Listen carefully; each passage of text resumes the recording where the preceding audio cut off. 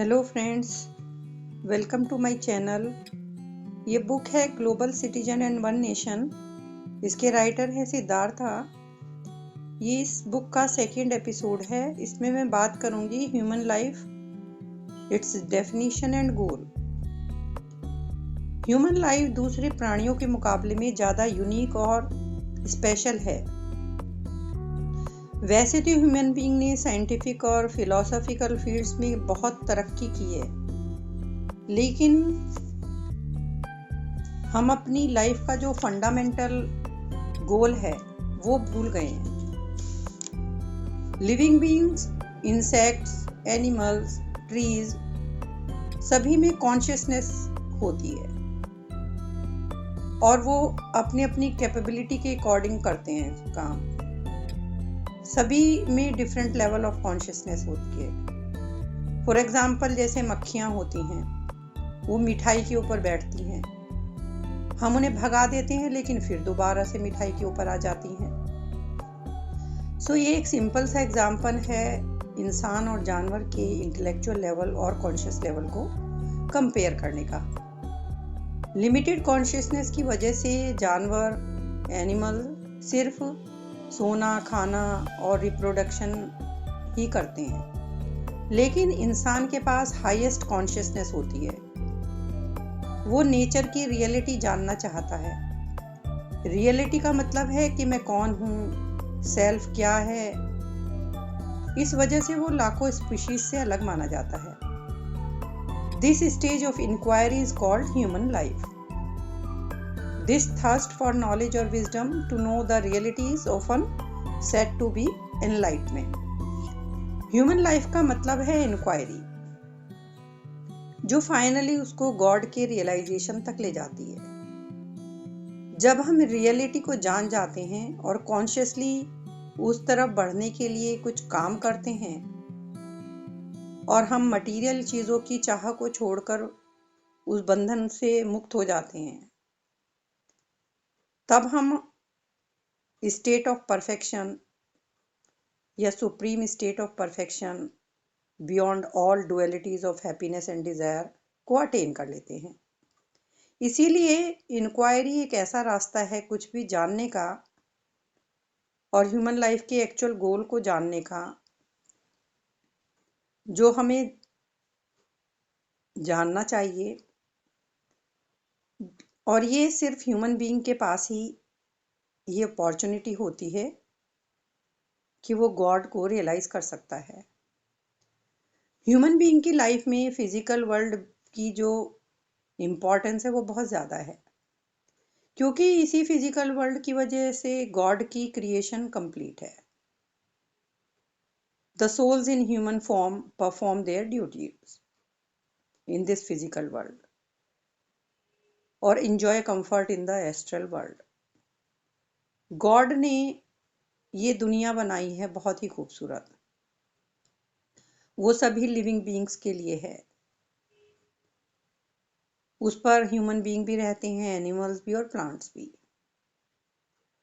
जो हमारी planet earth है, ये एक बहुत ही रिमार्केबल प्लेनेट है।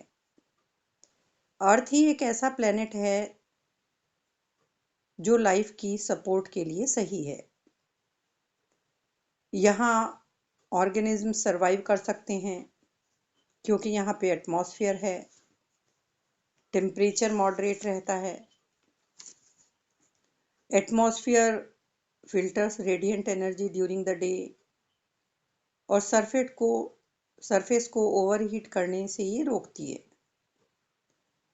और रात के समय एटमॉस्फेयर रोकता है most of the radiant heat from escaping back into the space, keeping the surface warm.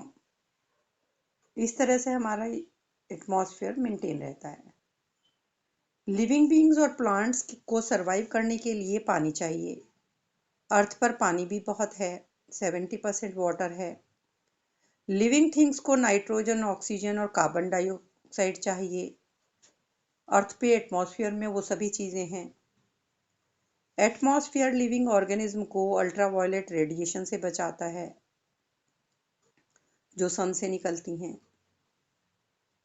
The atmosphere, however, could not exist if Earth was not at the exact distance it from the sun.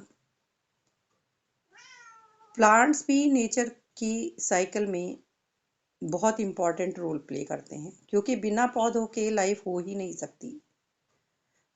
Plant जो हैं वो primary producer हैं, इनसे हमें जीवन मिलता है। Plants अपना खाना खुद बनाते हैं। एनिमल्स अपना खाना बनाने की में इनकेपेबल हैं, जो डायरेक्टली या इनडायरेक्टली प्लांट पर बेस्ड होते हैं। ऑक्सीजन जो भी हम लेते हैं वो भी हम प्लांट्स से लेते हैं, फोटोसिंथेसिस की मदद से, जो प्लांट्स से एनर्जी लेते हैं। इस तरह से हम पूरी तरह से बेस्ड होते हैं हमारी लाइफ उनके ऊपर।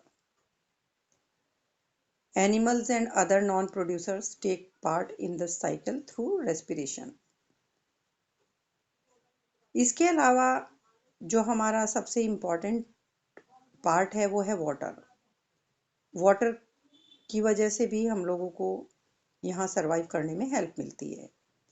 मदर अर्थ को ब्लू प्लेनेट भी कहते हैं, क्योंकि इसके ऊपर 3/4 वाटर है।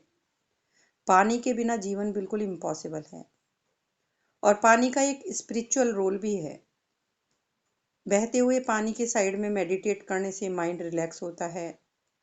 वाटर हमारी मेंटल टेंशन को कम करता है। इवन यदि हम एक ठंडे पानी का बाथ ले लेते हैं तो हम बहुत अच्छा फील करते हैं। यदि हम डिप्रेशन में भी होते हैं तो भी हम बड़ा अच्छा फील करते हैं नहाने के बाद। वाटर हमारी सारी नेगेटिविटी को एब्जॉर्ब कर लेता है। एक ये जनरल फिनोमिना है कि हम यदि डिप्रेस हों या लो फील कर रहे हों तो हमें एक अच्छा सा बाथ ले लेना चाहिए, वो हमें रिफ्रेश कर देता है।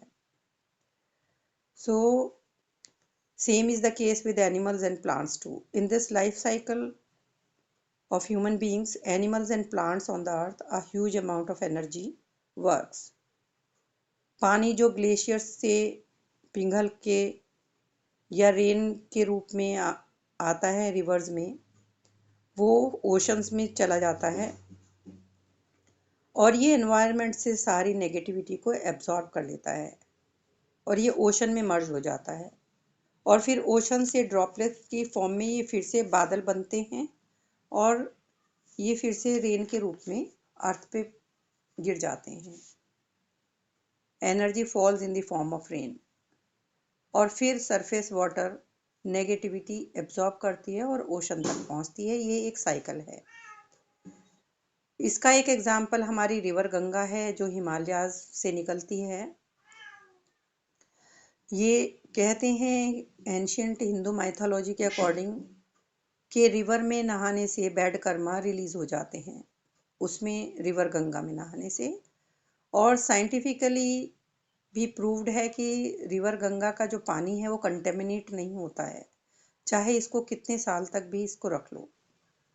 Hence the basic principle behind this is to absorb the negativity and make the human free, so that in the future he could perform his work effectively without being entrapped or misled by the negative forces.